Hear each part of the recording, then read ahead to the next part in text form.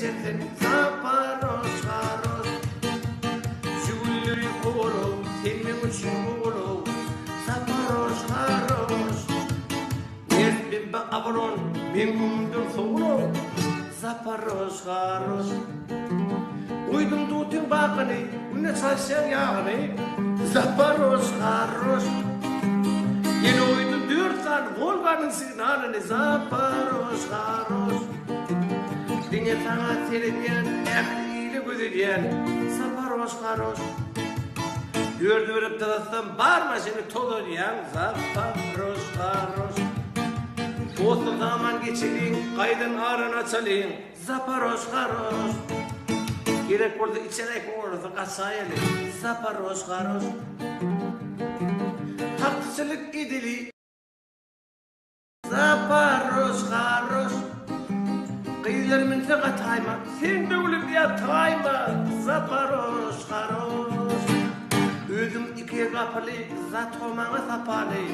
Zaparoş haroş Zaparoş zaten iki motor da kalı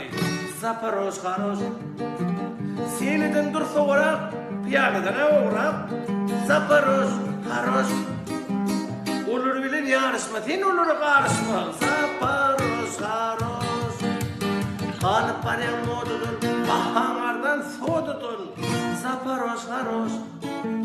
Sonra da bana gelip ayaklılık ederek Zaparoş haroş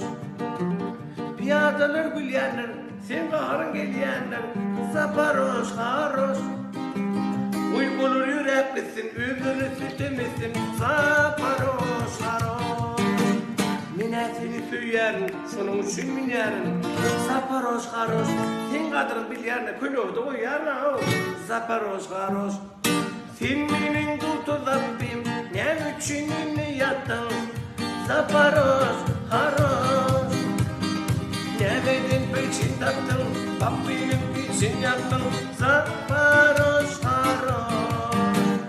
İnişiydi büyürcük bir deyin yirme parçak mı